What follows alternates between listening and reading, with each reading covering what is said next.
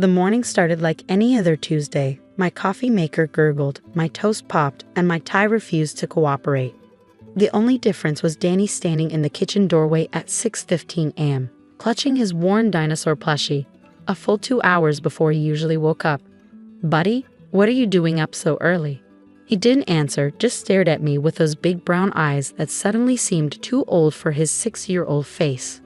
When I reached for my car keys, he moved with unexpected speed, wrapping himself around my leg. "Don't go to work today, Dad. Please." I tried to gently pry him loose. "Come on, champ. Daddy has an important meeting." "No." His grip tightened. "You can't drive today. You can't." Sarah, my wife, appeared in her bathrobe, looking concerned. "Danny, what's wrong?" "Dad can't drive today," he repeated, his voice breaking.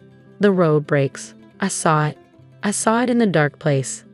Sarah and I exchanged worried glances.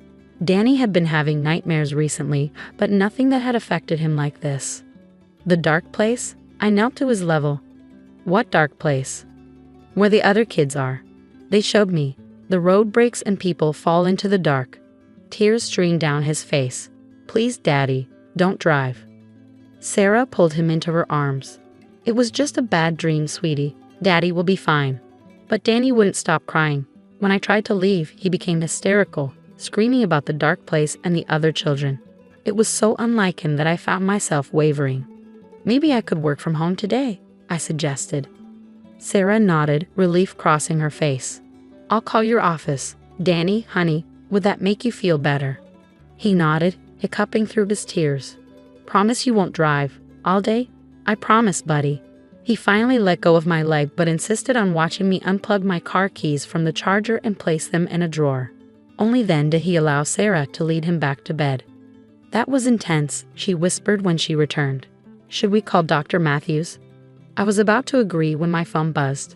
A text from my colleague Marcus Reed. "You watching the news? Major accident on Highway 23. Traffic's at a standstill." I flipped on the TV. The local news was showing aerial footage of a massive traffic jam. Nothing unusual for Tuesday morning, except breaking news, the anchor announced. "We're getting reports of structural concerns on Highway 23 near exit 47. Engineers have been called to inspect." The camera zoomed in on a series of massive cracks spreading across the elevated section. Even as we watched, the cracks widened. "They're evacuating vehicles now," the anchor continued. "All traffic is being..." "Wait. Oh my God." Live on air. The elevated section collapsed. Cars that hadn't been evacuated in time tumbled into the darkness below. The camera jerked away, but not before capturing the horror. My coffee mug slipped from my numb fingers, shattering on the kitchen floor. That was my route to work. I would have been there, right there, at exactly that time. Phones started ringing. Sarah's, then mine, then the landline. Friends and family were checking if I was okay, if I had been on the highway. Through it all, I could only think of Danny's words. "The road breaks and people fall into the dark." I ran to his room. He was sitting up in bed, staring at the wall. "Danny, how did you know?" "The other kids told me." He turned those two old eyes toward me. "They see things in the dark place. Bad things that are going to happen." "What other kids?" "The ones who got taken. They want to help, but the dark place only lets them show kids like me. Grown-ups can't see." A chill ran down my spine. "Taken?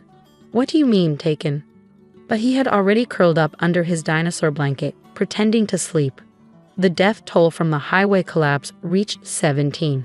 The news called it a structural failure, blaming poor maintenance and budget cuts, but I couldn't shake the feeling that there was more to it.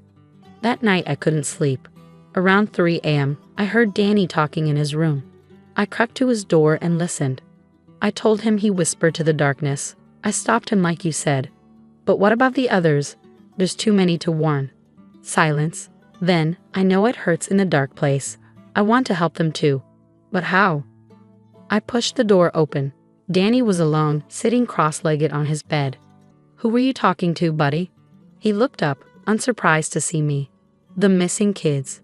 They're trying to warn everyone, but most grown-ups don't listen to children." "What missing kids?" He pointed to his wall.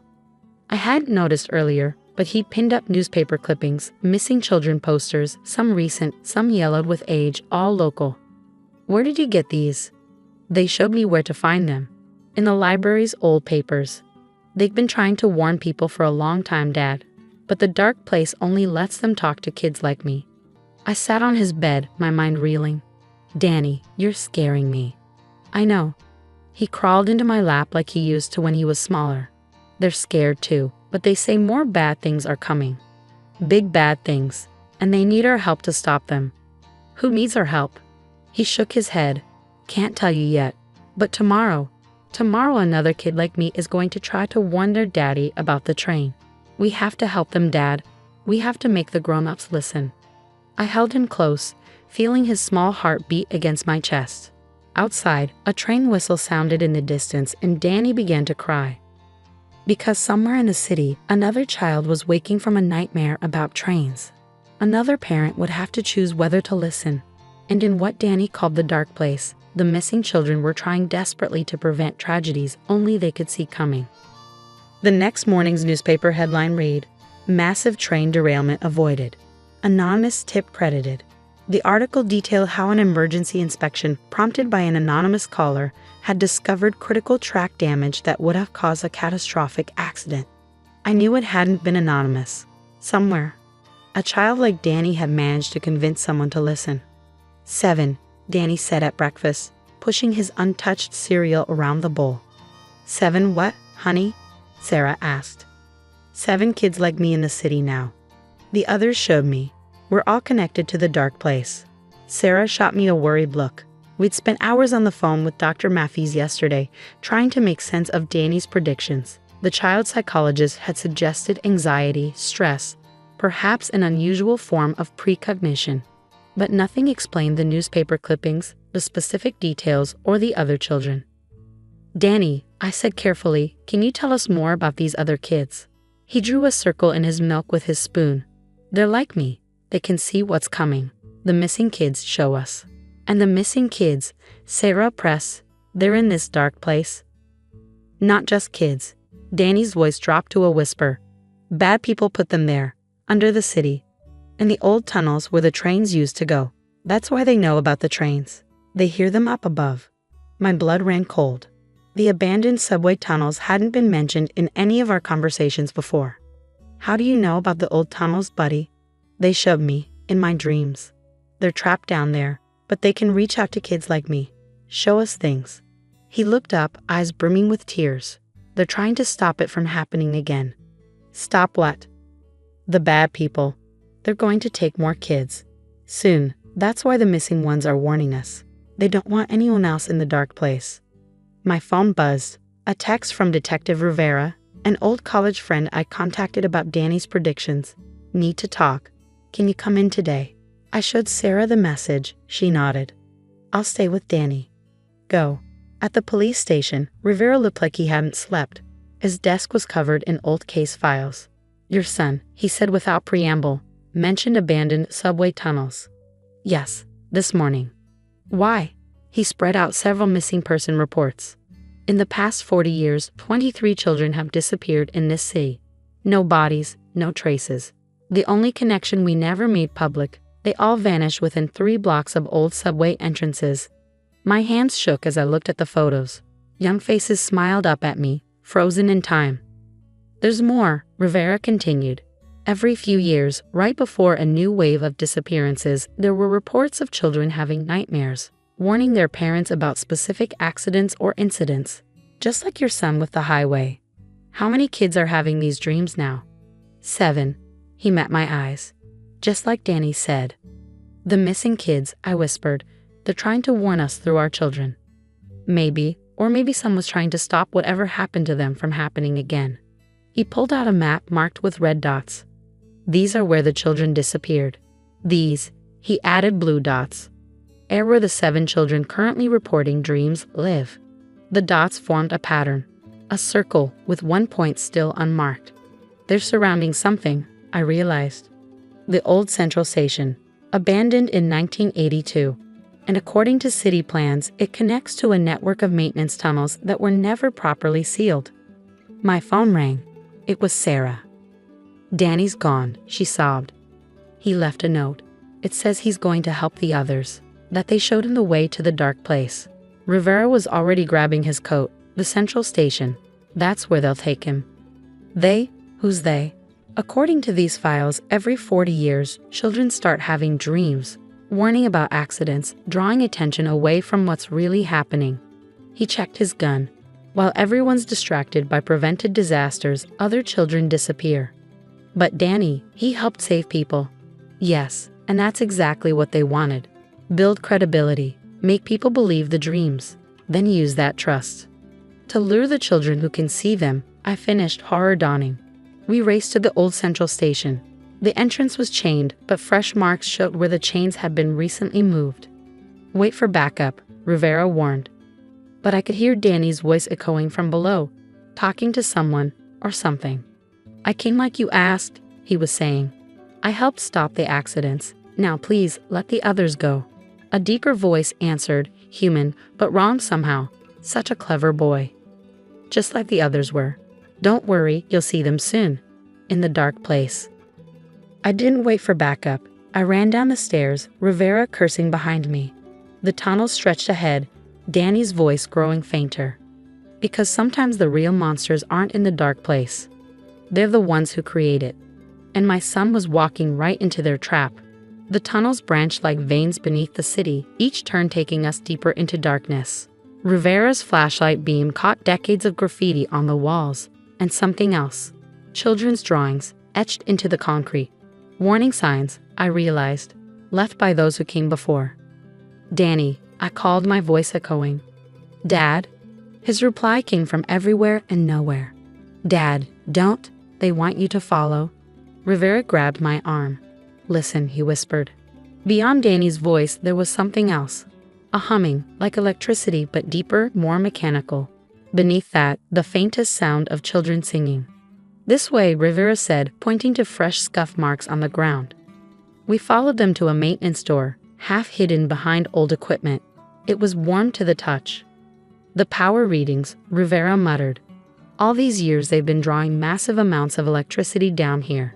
Everyone assumed it was measurement error. The door opened onto a corridor that shouldn't exist.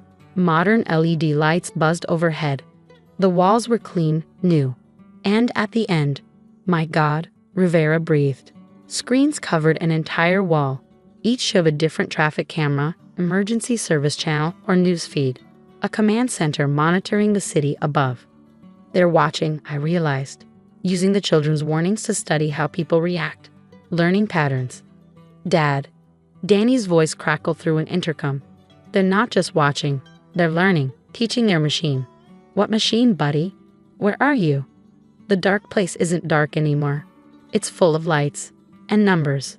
So many numbers. A slow clap echoed behind us. A man in a lab coat emerged from the shadows, flanked by others in surgical masks. Fascinating, isn't it? He smiled. Children's precognitive abilities, properly harnessed, create the perfect predictive model. Each generation gets stronger, more accurate. Where's my son? Joining the others, helping us perfect the algorithm. He gestured to the screens. 40 years of data. 40 years of children's warnings, teaching our AI how to see the future. And now, with 7 new inputs. They're not inputs, Rivera growled. They're kids. They're the next step in human evolution. Their brains interface naturally with our system. The perfect organic processors. A scream echoed through the corridors. Danny's scream. I ran. Rivera's shouts and gunshots faded behind me as I followed my son's voice to another room. It was filled with pods, like MRI machines but smaller, child-sized. Danny was strapped to a gurney, fighting as they tried to load him in. The others, he cried when he saw me. Dad, they're still alive. All of them. The machine keeps them dreaming, using their nightmares to predict disasters.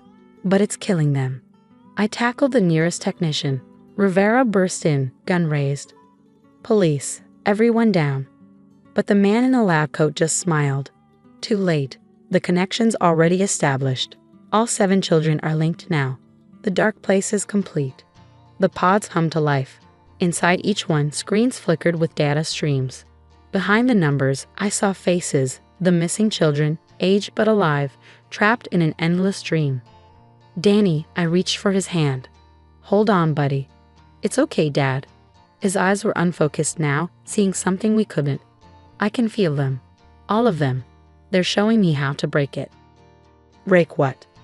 The machine. It needs all of us to work. But if one of us refuses to dream, his eyes rolled back. The lights flickered. Alarms blared. No. The man in the lab coat shouted, running to a console. He's corrupting the data stream. Stop him. But Danny wasn't alone. Through the machine, through the dark place they created, 23 missing children joined their power with the 7 new ones. 3 generations of stolen dreamers, fighting back. The screens exploded in cascades of sparks. The pods opened with hydraulic kisses. In each one, children who hadn't aged a day began to wake up. The algorithm, the man wailed. 40 years of work. You forgot something, Danny said weakly as I unstrapped him. Dreams aren't just about seeing the future. They're about hope. And you can't trap hope in a machine. Rivera's backup finally arrived, flooding the facility with tactical teams. They found 40 years of evidence, children used as processors in a twisted attempt to create the ultimate predictive AI. But they never found the dark place. When the machine broke, it took that nightmare realm with it. Later, Danny told us he still dreams sometimes of the other children. Not warnings anymore, just normal dreams of kids finally free to wake up. And somewhere in the city's records, there's a file marked Project Oracle that no one can open, because some futures shouldn't be predicted. Sometimes the best warnings are the ones that teach us to change what's coming. And sometimes the darkest places only exist until someone is brave enough to break them.